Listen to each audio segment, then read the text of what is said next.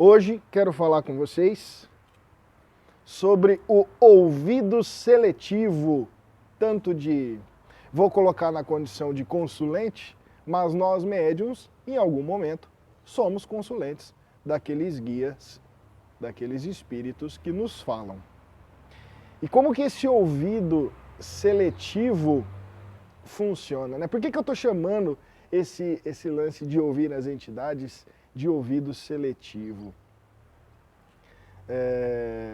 Eu começo essa reflexão fazendo a seguinte pergunta para vocês. Quando você está na frente de um mentor, na frente de um guia, recebendo um aconselhamento espiritual,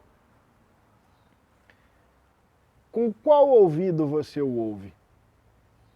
Com qual expectativa você chega à frente desse mentor, desse espírito, para receber uma informação que, certamente, se ele está ali à disposição da realização do trabalho espiritual, ele vai promover e professar para você o necessário. Quando a gente diz o necessário, geralmente dentro da nossa expectativa é muito diferente do bom, né? Infelizmente, temos uma vicissitude na consulência, e a vicissitude na consulência, vicissitude ou vicissitude, não sei, mas a vicissitude, esse vício gerado na consulência, parte, sob minha opinião, que eu nunca vou falar em nome da Umbanda, vou falar sempre em nome da nossa casa, do nosso templo, esse vício, se não tratado com muita cautela, parte dos próprios médiuns, né? Parte dos próprios médiuns, quando eles chegam aos pés de uma entidade, pedem um aconselhamento espiritual, e ao receber esse aconselhamento, diante daquilo que é necessário para que seja elucidada a questão, para que desperte nele qualquer coisa relacionada à sua reforma íntima, para que ele expanda a visão e a compreensão diante daquele fato que ele está tratando ali com a entidade, qualquer palavra, qualquer comentário de um guia que se distorça diante da expectativa ou diante da resolução daquele desejo, daquele pedido, que a pessoa faça na frente do guia, de maneira extremamente egoísta até, os consulentes, né? Lembrando que consulente, nesse caso aqui, a gente vai tratar o consulente que vai até o terreiro e o médium que vai até os guias pedir aconselhamento. O consulente, ou ele critica o aconselhamento recebido, muitas vezes inclusive dizendo que aquele médium que estava ali incorporado não estava devidamente incorporado, ou por muitas vezes ignora aquele aconselhamento, pois ele pode não ter feito valia diante daquilo que se esperava ouvir. Um problema muito grave nos terreiros isso, viu? E eu acho que desde que a Umbanda é Umbanda, isso acontece. Existe uma questão muito forte se tratando de uma característica inerente da religião de Umbanda, né?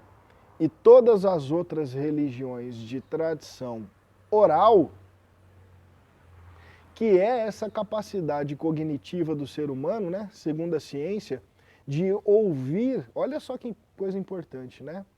Segundo a ciência, nosso cérebro é capaz de ouvir, entender e aprender com aquilo que ouviu uma faixa que não ultrapassa os 10%. Então vamos imaginar o seguinte: um guia de Umbanda vem te dar um aconselhamento espiritual e o seu cérebro, se é que muito consulente tem que é uma teoria que a gente pode discorrer, tem a capacidade de guardar, de aprender com aquilo que ouviu, uma faixa de até 10%. Se eu não me engano, o psiquiatra, pai dessa teoria, é William Glasser, já tem capacidade cognitiva de absorver algo em torno de 10%. Então, de 100% de conhecimento, você guarda uma parte daquilo ali, né? De 100, vamos imaginar assim, ó, que de 100 palavras de sabedoria, o seu cérebro guarda apenas 10.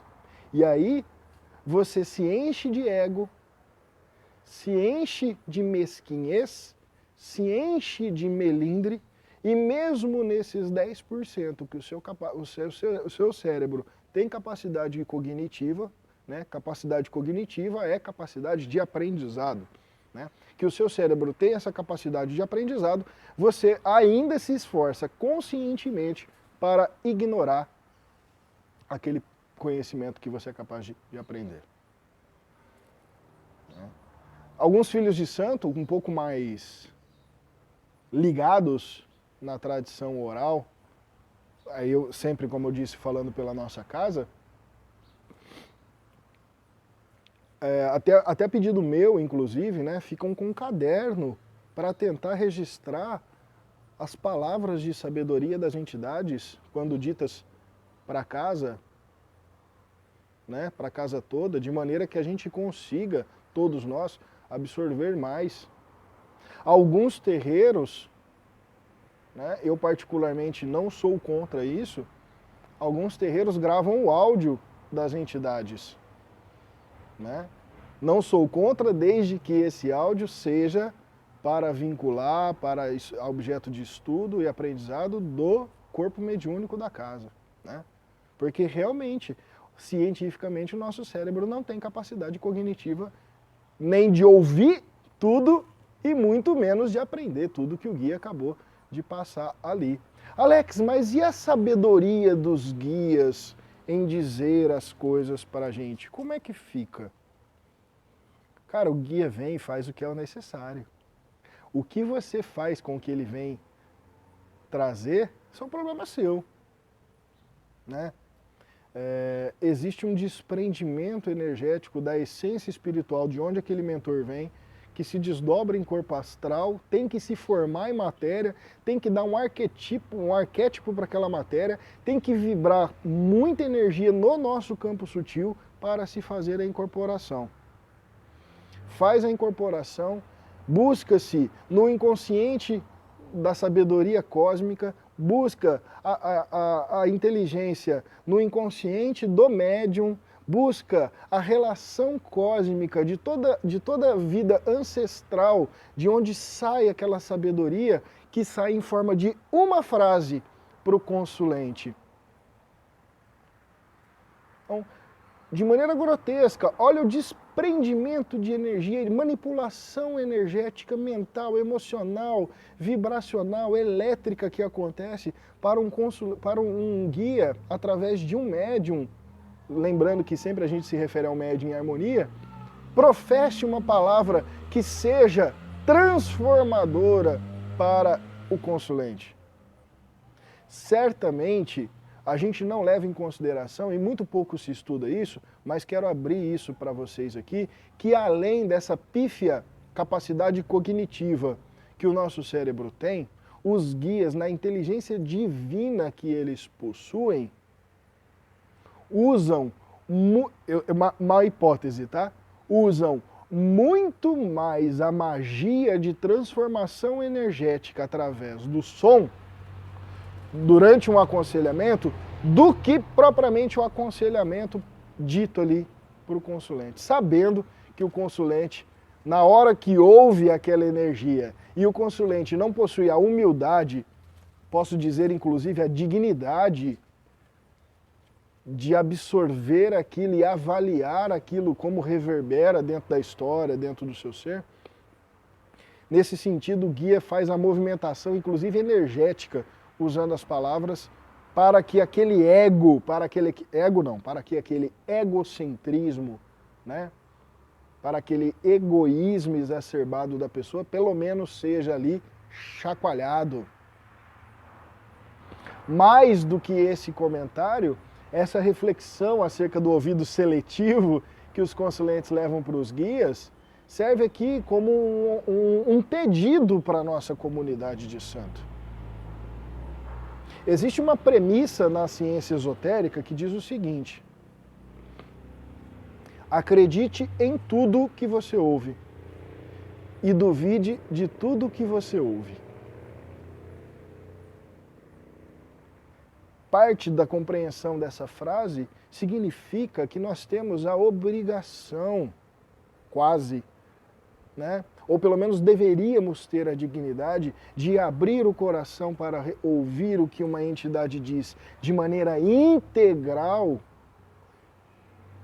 e ao invés de reprimir, ao invés de repulsar essa energia, nós absorvermos aqueles comentários, absorvermos atentamente aquilo que o guia nos traz, porque às vezes, pessoal, um aconselhamento de um guia,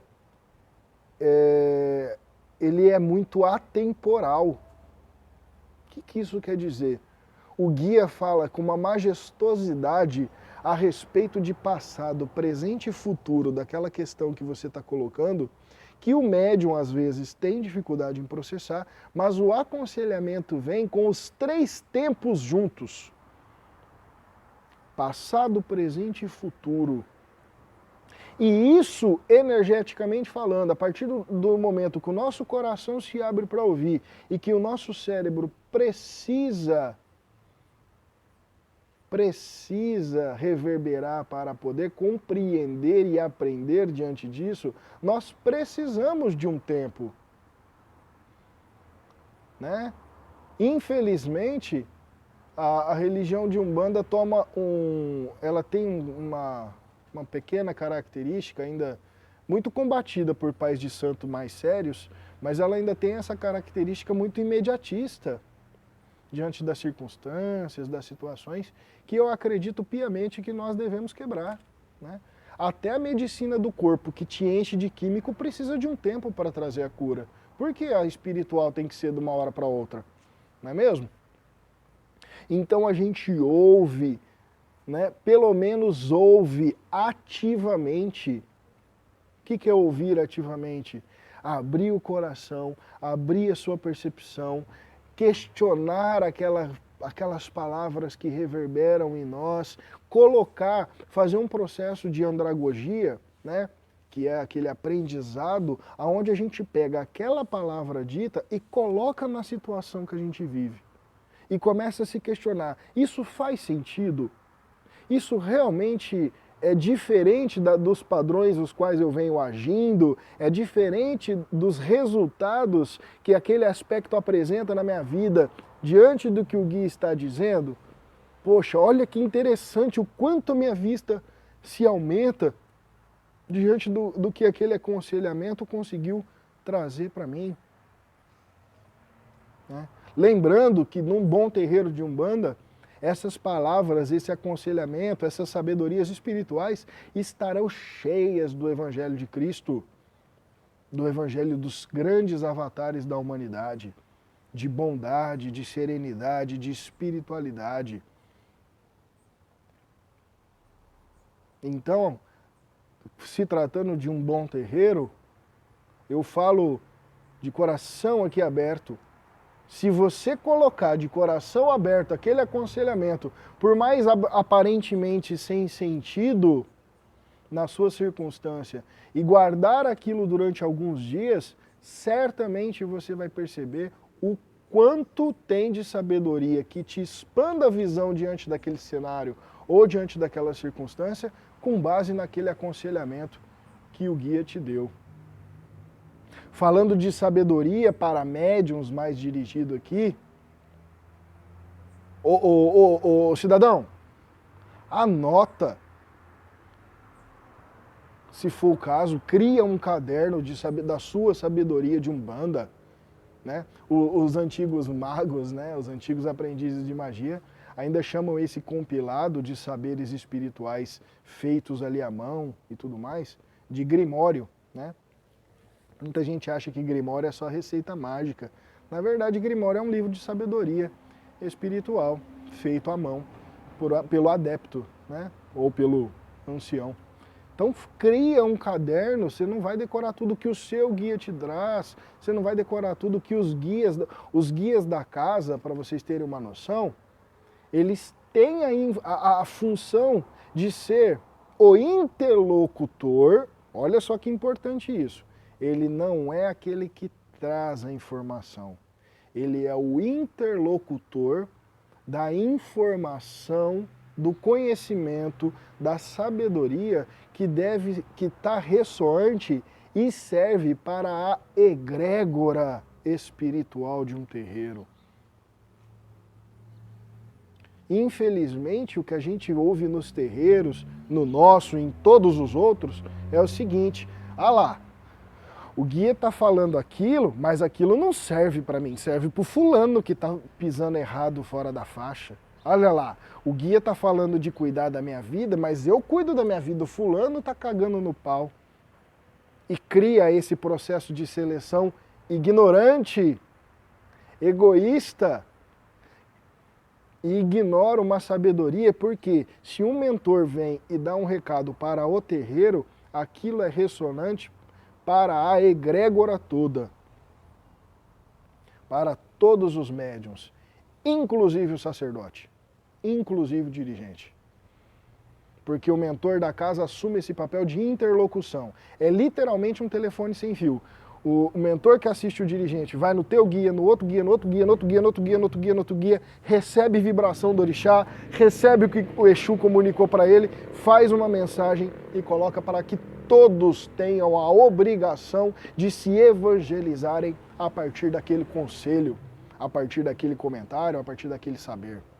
Se não, pessoal, o que vem acontecendo com a tradição oral nos últimos 300 anos, o que vem acontecendo com a tradição oral? Pior do que se perder, olha só que doido isso, pior do que se perder é ela se deturpar. A deturpação da religião já é um processo natural. Feito por pessoa burra, pior ainda mais. Então vocês que são médiuns, vocês que são consulentes da nossa comunidade de santo, se vão num terreiro para receber o sagrado, se abra para ele, integralmente. A responsabilidade de observância, de cuidado, de sanção disciplinar diante de médiuns de uma casa que estejam em uma vibração desarmônica, é o papel da casa fazer, não é seu papel julgar. Aliás, tem um comentário do meu antigo pai de santo que eu acho muito perspicaz.